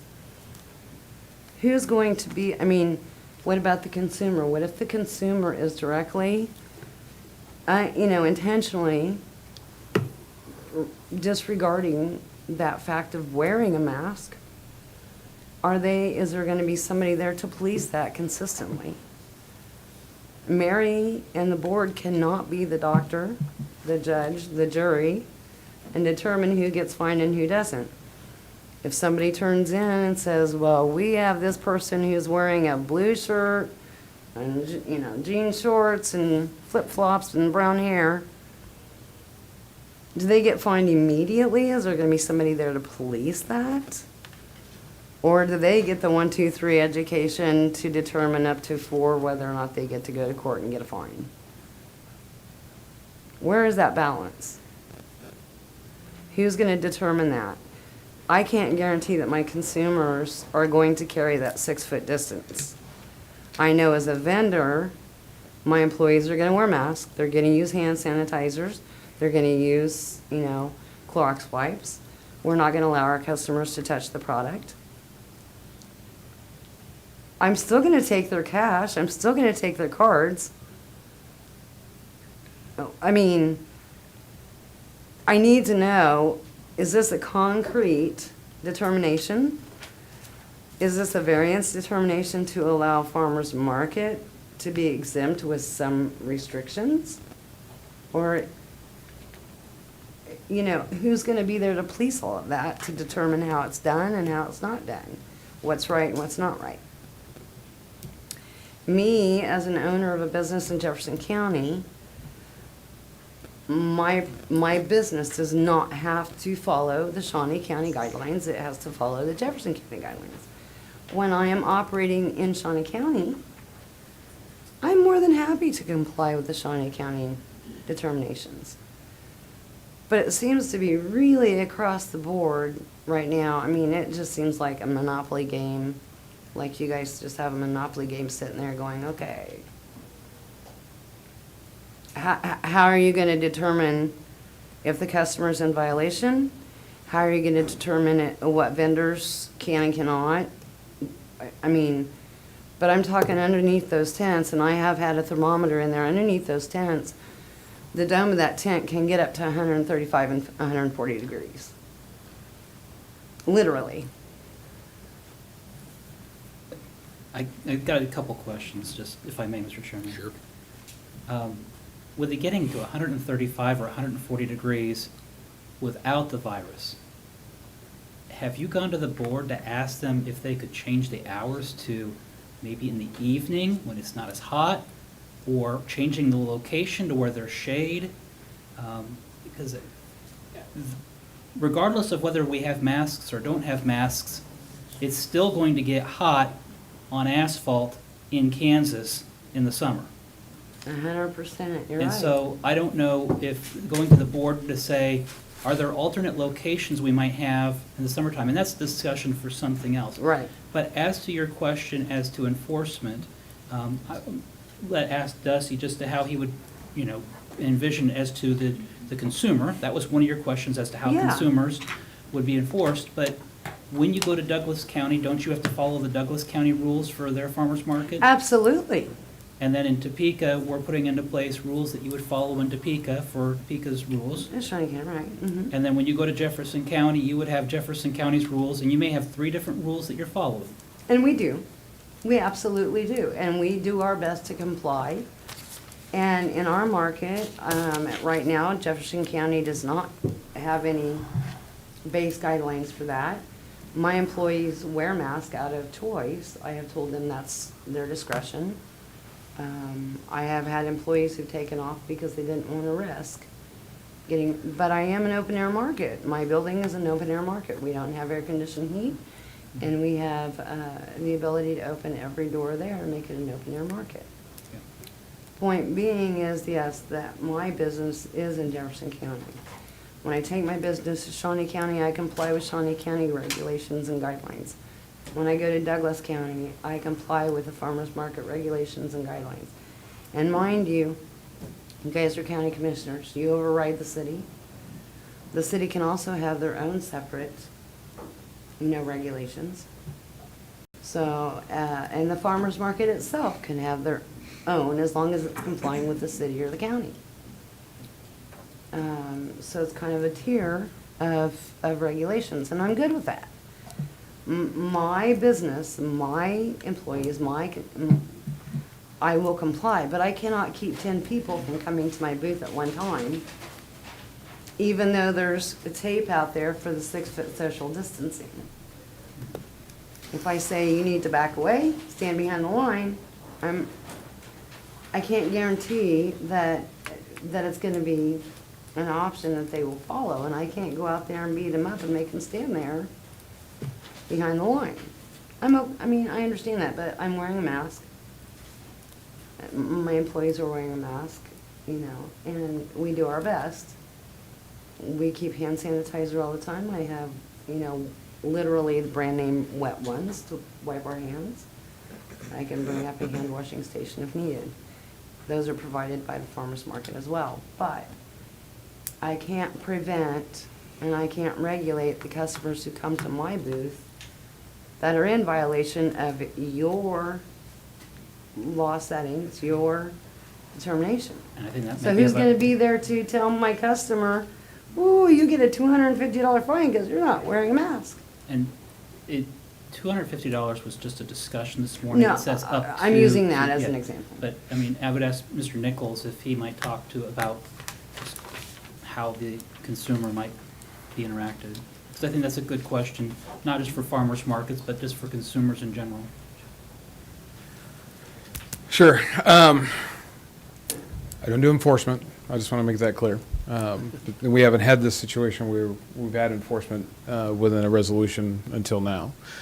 As I'm sitting here listening to the young lady talk, I'm thinking about, again, personal risk assessment and that personal choice, whether you go to the farmer's market, set up at the farmer's market as a vendor, if it sounds incredibly hot. So those kinds of things come into play. To me, it's almost, we just had 4th of July. We have city ordinances that you can't fire fireworks. So technically, if you set off a firework and you're not supposed to, you're in violation. You're not going to have an officer there or somebody write you a citation for something like that because it's just so prevalent. This is a very similar situation. So they focus on those things that are very dangerous and very blatant, which is what you've set up here. We have a blatant disregard focused on businesses, primarily here. We didn't talk about the $250 fine other than a discussion this morning. So when it comes to those businesses, you have that set up. Past that, it might be a question for Mr. Crowell or law enforcement specific. But as far as the complaints that come into us, the 99% of them are specific to businesses. They're not Joe Blow off the street. That's not how it works, for us anyway. So by and large, we're going to rely on people following the rules because those are the rules. They have a choice to follow the rules. I hope they choose to follow the rules. That's correct. And as a retailer, they have the ability to ask the consumer to follow the rules as well. That's that no shirt, no shoes, no mask, no service kind of policy. That's correct. And we see that with some businesses already starting to happen with the Topeka Promise and some other things, yeah. Okay. I hope that answers your questions. I do agree as to what he's saying. As a vendor, I do have the right to not service a consumer that is not wearing a mask or within 6 feet of me at the time. I just am trying to figure out how the 6 feet distancing is going to play a role as to whether or not you are wearing a mask. You know, if a consumer comes to market and they stay 6 feet away from everybody and I have to throw their green onions at them and they have to throw me their dollar bills for 6 feet, I get it. I'm good with that. But the reality of that is that I can deny the consumer to approach my booth without a, but on the flip side is that consumer staying 6 feet distanced with other consumers, walking past another booth even though they didn't patronize that booth, walking past another stall within 6 feet. Is there going to be somebody there to police that? It should not be our market board's responsibility to take care of those kinds of things. it does not sound like we're gonna have a police officer or enforcement person, but if it happens upon it, I mean, you know, if Dusty happens to be at the farmer's market and he sees somebody, Dusty might stop and say, hey, are you aware that we have a rule in Shawnee County? I would ask the farmer's market to put up a sign. This last weekend, I took a trip to Missouri for a funeral.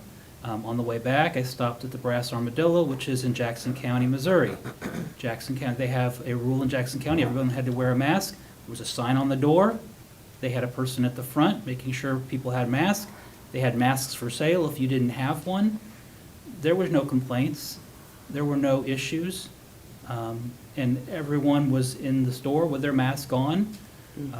But, you know, again, I would envision something similar to that. When you approach the farmer's market, there'd be a sign on a pole that says, please wear a mask if you are less than 6 feet from the other people. So, And personally, I feel like, my personal opinion on that is, if you choose not to comply, don't come. Don't be a consumer if you're not going to comply. It's your choice to go. These are the regulations and the rules and the laws, and this is what the implications are. If you can't follow that, don't be there. Just don't go. But that's not my job to police who does come and who doesn't come. And, you know, one of the things that I really would like to address, though, is that it was brought up, and it's my understanding, correct me if I'm wrong, Mary, it's my understanding that when my employee walked away from our booth, took the mask off, walked around the parking lot where cars were parked, not the consumer side, to get some fresh air because it was so hot, came back, put her mask on before she approached the vending area, and continued to operate. But at that point in time, it was brought up that our vendor took the mask off, and they have to be worn the entire time in the market. Is that something that's viable, that our employees can do that, can walk away from the public area of our booth or the public area of the vendor, you know? I see Mr. consumer? Nichols nodding his head, yes, they would be able to do that. This is 6 foot, so. Okay. So, anything else? Okay. Thank you. I appreciate your time. Thank you very much.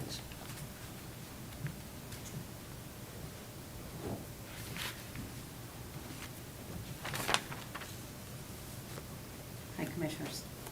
Mary Tyler, Market Manager. I probably don't have to introduce myself.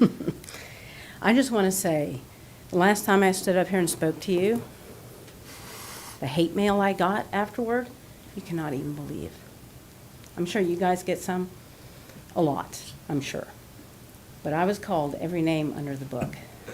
And even today, they're like, what a stupid, selfish person you are. I'm standing up here on behalf of the market. I'm not standing up here for me. I'll wear this thing, I don't like it, but I will. But I'm asking you as commissioners, you're voted in by the public. I'm asking you, think about the public. Think about what you're doing to our vendors. Think about what you're doing to our customers. I had people call me, I'm just flat not coming. It is too hot. I can't set up. I'm not going to be a customer. Tell the commission what they're doing. I'm coming to you, public speaking to me, asking me to come on their behalf. Please, please use some human sense. Think about how hot it is. My big trucks and trailers come in there. They are, this past Saturday, we had a lot of people there, which was awesome. But I have social distancing signs throughout the entire market. It's no exaggeration to say we have 60 signs inside that market. I walked that market, as somebody quoted, I walked that market the whole entire time. I'm hot the way it is, but I'll wear it because that's what you guys are asking. But to ask the vendors who are physically laboring to wear this, they're going to fall over with heat strokes. That's just the fact of the matter. And I'm asking you as commissioners, voted in by the public, think how you got there, why we need you guys to come to our aid. I'm pleading with you on behalf of the public to think, be reasonable with us. And when we had that crowd on Saturday, people were extremely conscious to give space. We were giving away free roasted sweet corn, just as a thank you, just as something to say thank you for coming. And you know how many people smiled? They were so totally happy. And they said, thank you for doing something nice in our community. But they gave distance. That's my point. We had a large crowd, but they gave distance. So if I walk that market, can I stay 6 feet apart and not have to wear this so I can breathe a little? Or if Dusty comes and sees me, I don't have one on, am I going to get fined for it? Am I going to Dusty's going to get a phone call? I know he's got numerous phone calls about me. And I don't like to have Dusty call me on a Saturday morning, say, I'm not happy, Mary. No, I don't like that kind of phone call. But I'm asking you as commissioners. Mr. Chairman, Yes. I think, again, it comes back to, are you more than 6 feet from anybody else? If you are more than 6 feet, you could remove your mask if you need air. If you're less than 6 feet, you would need, because it is open air, and I'm looking at Dr. Bozino to make sure that we're on the same, and Dusty, because the way that outdoor reads, if you are more than 6 feet away from somebody, you would be able to take off your mask to breathe. So I can walk that market as market manager. I can walk that market without a mask on. I just want to be real clear. I want it on live on the air so I don't get hate mail saying, you know, do you understand my position where I'm coming from? Mary, I fully understand the position, and I think that all three commissioners received our fair share of hate mail I'm sure. on all sides over the last couple of days, including and up to, I hope your entire family gets COVID and dies in front of you. Oh, my. So, I mean, we've had our fair share of hate mail, both for and against and everything in between. So I empathize where you're at. Just as an aside, again, I would ask the same question. It's hot in Kansas with no shade. Are there alternate locations that the farmer's market could or should look at for their farmer's market? I'll be happy to answer that. There is not. But Are you aware that we're getting ready to lease or take over operations of the Great Overland Station? You might want to talk to a Parks and Rec to see if that might be, again, it's more shade, the Great Overland Station, including some indoor location. yeah, I mean, I think that's another subject for another day, but yeah, so. Just, I'll take that opportunity. Yeah, if you would, as commissioners, again, please think, Yeah. please think about the public. And Thank you, Dusty, Mary. if you want to put on the air for the record? And just a couple things. Please don't send hate mail. That sucks. And Mary shouldn't be getting it. She's trying to take care of her people at the board there too. I just want to bring up a couple things. We're talking about the definition of social distance that still applies, that's 6 foot. The other thing I want to discuss is when we're talking about exemptions, if somebody's having a heat stroke, definitely call 911 if you're having those issues. Take care of them, please. Take the mask off. Get 6 foot away. You can walk around. You can avoid people. That as you're passing people in the grocery store, same kind of thing. Just please be careful. That's what we're talking about. And we're talking about common sense, experience sense, whatever you want to call it. You know the rules. 6 foot or wear a mask. It's that simple. If you're too hot, take off your mask. Go away from people. Get some rest. There's options to this to stay healthy, stay safe, and still conduct business. And that's the goal of this while trying to limit the spread of COVID. So I just wanted to.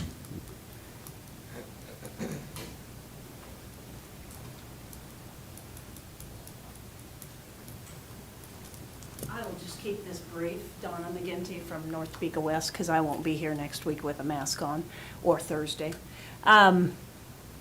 So we have all this set up here, and we're kind of like mice in a maze now. So when's the end?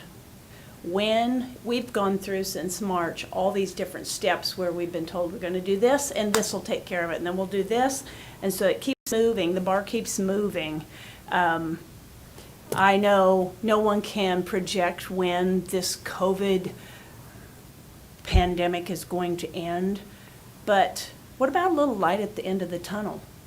We got this set up for 12:01 Thursday. Do we have any vision of when people can be free again instead of paying fees? Maybe they can go out and spend more money, and instead of using their plastic to order from Amazon, they can shop local. Unless we're planning on those fees taking the place of the sales tax revenue for the county.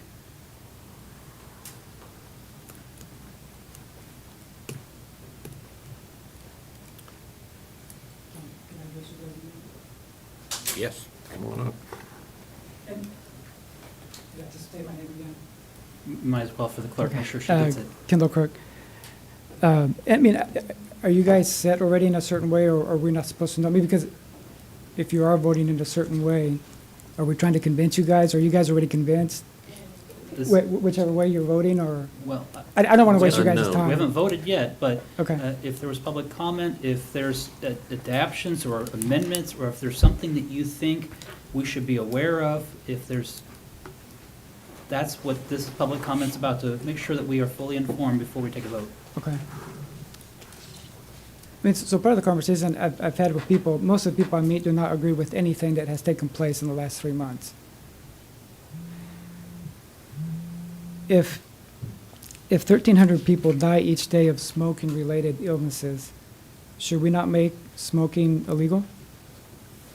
I mean, 240 people die each day of alcohol-related deaths. Car accidents, 3,300 people each day are killed in car accidents. Should we not lower the speed limit? That's what I'm not understanding. The way that the flu has always worked, and I am no medical profession, the way that the flu has always worked is that we create a herd immunity. Two things: people get vaccinated, and we create herd immunity. When it reaches a certain level, the virus is not able to jump to a new carrier. That's the way we've done it for years. This fear came from the issue of which this was released to the world, because China hid this and the effect that it had on us in that manner. So I don't understand why we took that situation and have blown it up to this situation. We've been told lies and lies again. When all of this started with the Imperial College of London report, that was way off. And we have people in political leadership instilling fear in the people. And to me, it was obvious that it became political when the governor extended her order. To me, there was no reason to do that. It was obvious to everybody that it became political at that point. So should we make smoking illegal? Should we lower the speed limit? Every one of us makes decisions that little by little take our lives away. Whether it's not eating right, not exercising, little by little, you could either live another 50 years, 20 years by every decision that you make. Let the people make that decision. If there's an issue with hospitals being overrun, let the military come in and help. Let's do things without destroying our Constitution. Do you guys understand that we have gone against our Constitution? You guys understand that? Right? Or no? We took jobs away from people. That is illegal. That is wrong. We told people not to leave their homes. Right? So, I mean, do you understand the erosion that we are going through? You're taking jobs away from people. You're going to find them $2,500, right? $2,500 per incident? Or It's up to. huh? Up to. Up That would to- be decided by a judge. Up to Yeah. $2,500.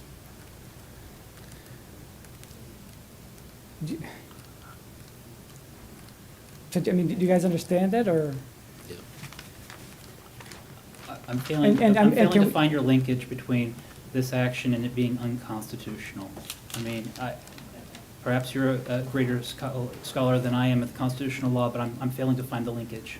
And, you know, I don't, and we probably won't be going to the market or just other places just because of this.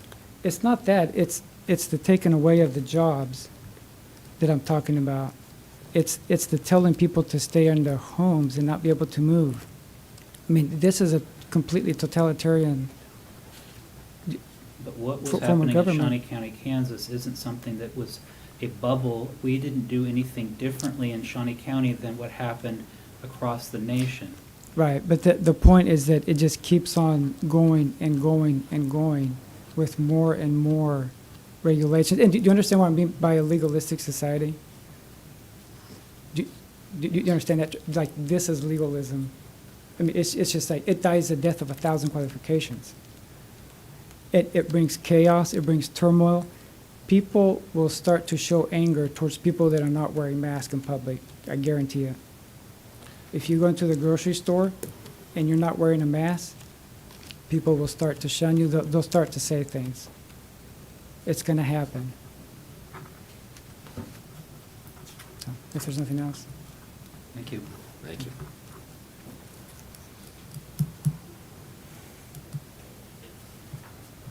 Anyone else wish to speak? So do we have our motion still on the, Motion from me, and I'd like to just ask, just for the sake of conversation, and I know that I said earlier I'd like to keep this as simple as possible, but, you know, would it be reasonable to put a temperature in there and say that they're required if it's less than 85 degrees or something to that effect? I know that we could probably go through here and split hairs on a number of things, but I mean, I can certainly sympathize with, you know, the heat, but I mean, it's just a question. I understand where you're coming from, but I think that I mean, again, it becomes too muddled. At what point does it become muddled? And again, if you're feeling that you need to step away, or if you need to get air, do so. I don't know, this, Dr. Petzino, this virus, how well does it hold up in heat? I've read where it doesn't do well. It starts to feather I wish it out. was true, because we wouldn't have had 150 cases last week, if that was true. But those It's- could have been from inside.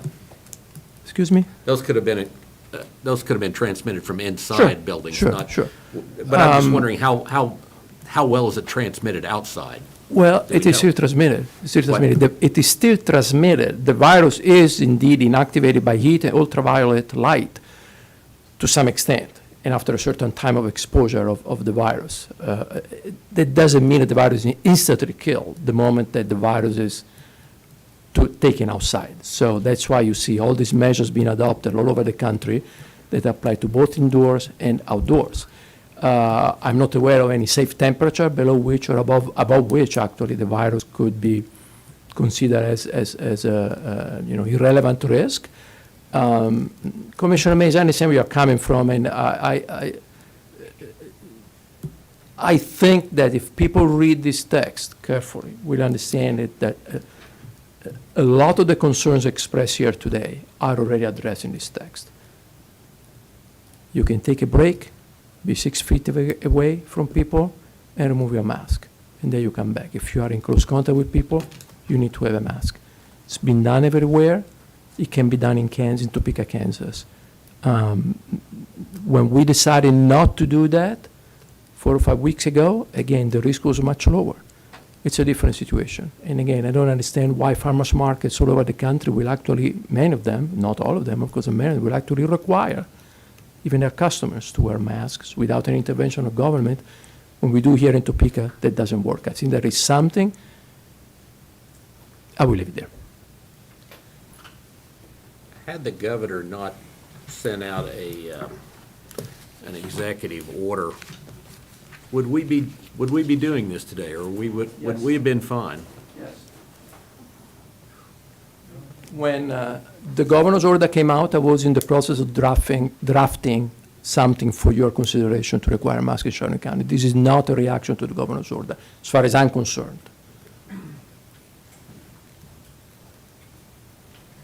I will add, we weren't the only ones pre-drafting. Douglas County put theirs out, Wyandotte, so there was other counties even ahead of us putting something together before the governor's order came out. Right. Same reasons. I noticed on a map the other day, out of 105 counties, it looked like maybe 6 had adopted the governor's order. The rest had rejected it. I'm sorry. Yeah, go ahead. All of those that I saw are doing the exact same thing we're doing today. They're creating their own. Some are, not all of them. But they're All coming up with Lysol. something, yeah. Right. I've looked at a lot of them, but I find that interesting, just threw that out. Any other discussion? Ready to vote? Well, I'll just add, I hate that this has to happen, but I feel like we've gotten to the point where our numbers, if you, and I always look at the active cases in Shawnee County, that's the number I go by. 8 days ago, we were at 96, I believe was the number. Today, before the numbers were added from today, we were at 218, I believe. And that was, and I imagine the new numbers are probably added now, but I haven't seen them yet. So, the chart, when you look at it, was pretty steady. We were doing really good about 2 weeks ago. And all of a sudden, something happened. And I think a lot of it can probably be attributed to Memorial Day. I know that there's a lot of people that think that Memorial Day was the problem with that and our easing of restrictions. And I am still happy that we did ease those restrictions. I was not a fan of the shutdown at all.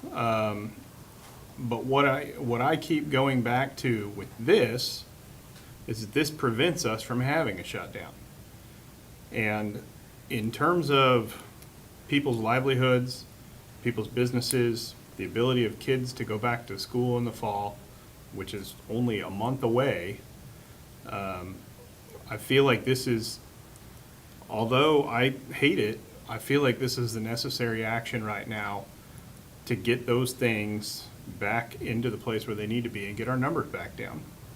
And I will tell you, I've had several conversations with Dr. Pizzino and Dusty about the outdoor public spaces. I wish that wasn't a part of this, but at the same time, I do see where it says where individuals cannot achieve social distancing, and I think that there is a possibility that, you know, when I go to my kids' ball games, I'll probably park by the outfield fence and sit in my lawn chair. That's what I've been doing for the whole season now. I just stay away from other folks, and it's not an issue. So I hope that that we can. I hope this is temporary, and I'm sure it's temporary. I'll say that. I just don't know how Sure. temporary. Like, you know. And in that same vein, I too don't want to be where we're at today, but a mask is not a cure, but it's one tool to help prevent the spread of COVID. And if we have the ability to have one tool in the toolbox to help stop the spread and to help public safety, is it that much of an inconvenience for us to do? And again, public education has to be the key. Education and making sure that the young people who are the most disregarding of this common sense public safety tool get the message. It's not just about you. So. I feel bad about the farmer's market. We had an agreement worked out with them, we worked with them. I think they probably had some trust in us, and now we've changed the rules. And I really dislike that. Pretty soon, if we keep changing the rules, moving the goalposts, who's gonna believe us? Who's gonna follow us? Who's gonna trust us? I agree with you on that. We, I don't know. I think we're doing them a big disservice here today. And I would agree with that. I'm not. Hey, that's me. But in 2 weeks from now, Maybe worse. it may be worse, it may It be may be better. better. We You don't don't know. in 4 weeks from now, you know, again, I think that, you know, what we've relied on is we've relied on the advice from Dr. Pizzino to adjust as the circumstances change, not prematurely, but going up and down creates confusion. But I think that, you know, as the circumstances warrant, we would have recommendations from the health officer to change our positions. Commissioners, you have allowed me to lead you and the county in the last few months through certainly the most challenging period in my professional life, and probably the most challenging periods in our personal lives from many aspects. And I'm honored that you let me do that. You allowed me to shut down schools, to keep everybody home, to ask restaurants and bars to only offer curbside, and many other things. That was necessary, and I always said the minute we can lift some of these measures based on the data that we have available, I will do that, and that's exactly what I did. You may remember it was about maybe 5 weeks ago when I came and proposed, and you agreed, of course, that we remove the requirements for retail businesses to do certain things, including having masks with their employees, because that was the right thing to do. That's what our data suggested we could do. I got my share of, I wouldn't call it hate emails, but definitely my share of criticism for that. More than you may imagine. And yet there was the right thing to do, and I did it. I hope you will let me continue to lead you and the county in this difficult journey.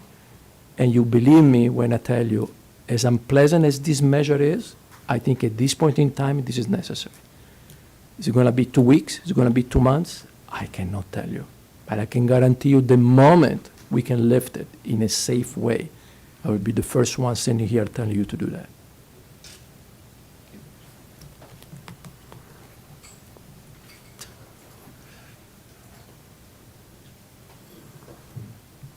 All right, ready to vote? Are we ready to vote? Motion's been made by Commissioner Cook, seconded by Commissioner Mays. All in favor say aye. Those opposed? I'm opposed. Motion carries 2-0, or 2-1. Housekeeping, she's gonna put out the resolution, and then we have one item to discuss. Very briefly. We're not adjourned. We're not adjourned, I take it. Not yet. You haven't done so. She's gonna run and print that off really quickly. Back in a few minutes. Okay, I'll wait for you.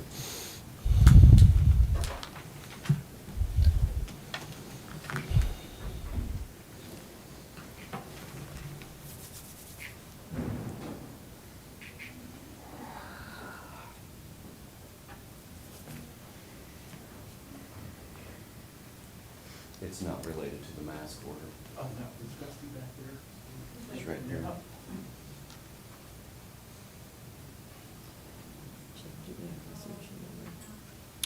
I don't know that we do. That's a good point.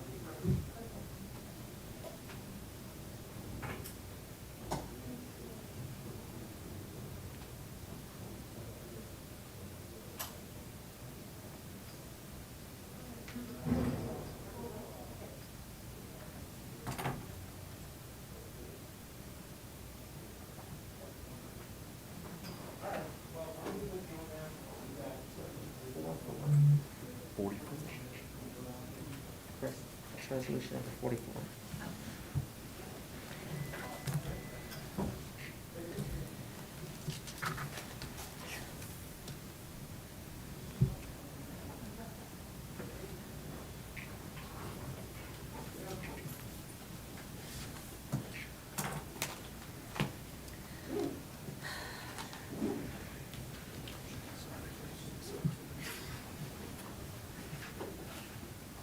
Commissioners, for the record, Jim Krause, Shawnee County Counselor. While we're waiting for Ashley Biegert to get back with the resolution, Dr. Pizzino would like to find your pleasure on what to do with the pending issue with bars and restaurants.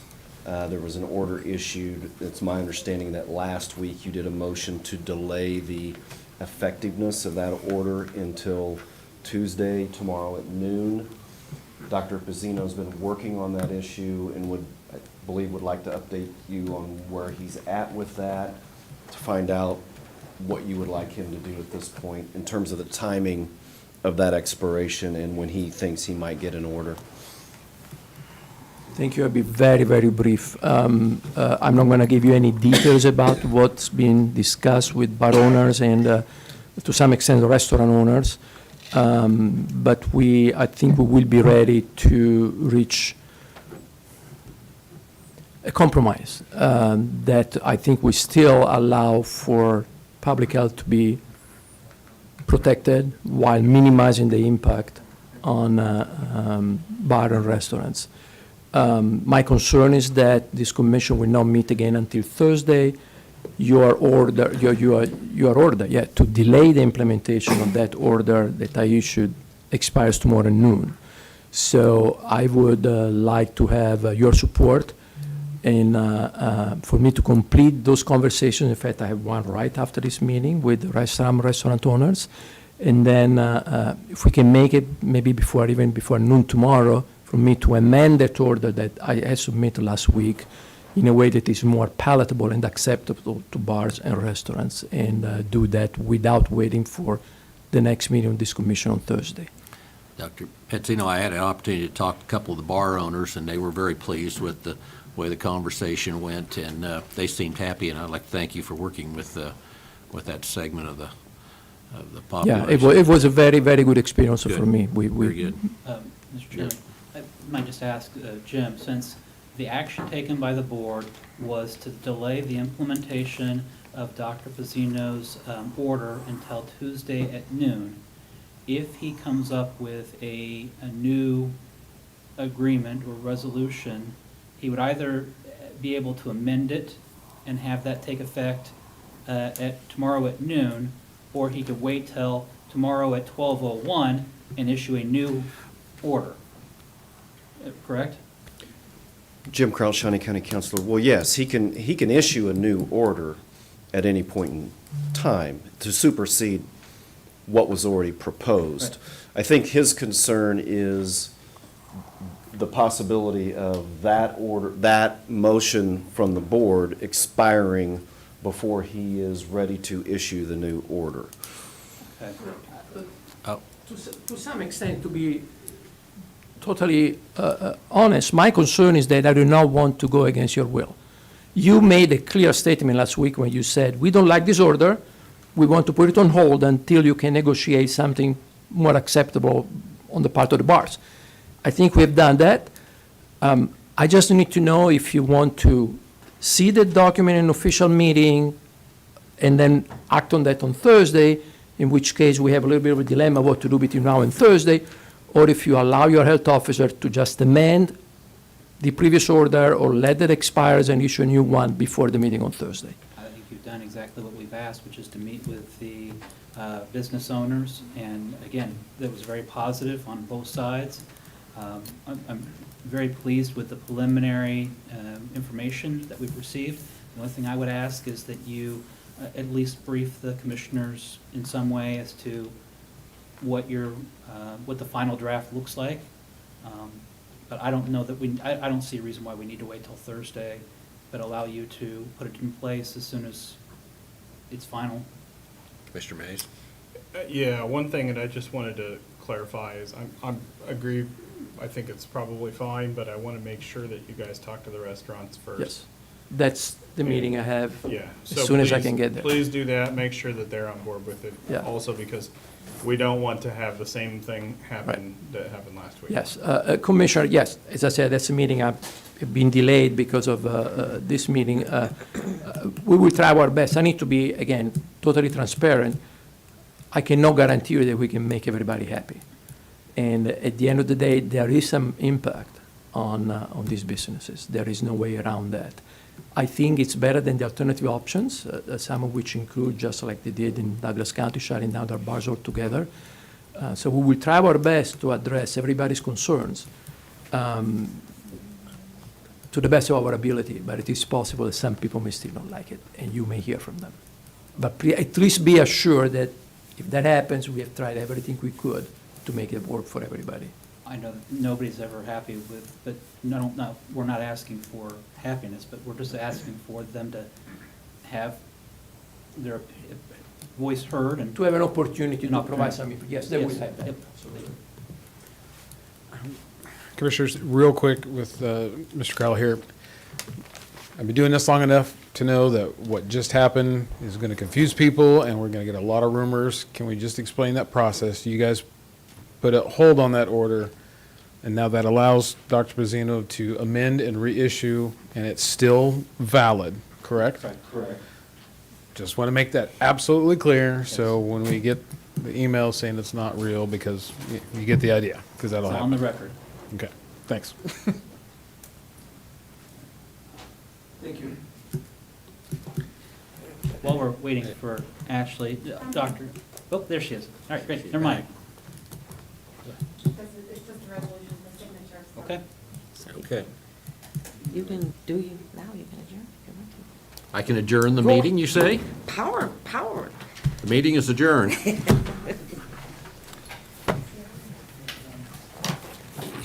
Something signed here.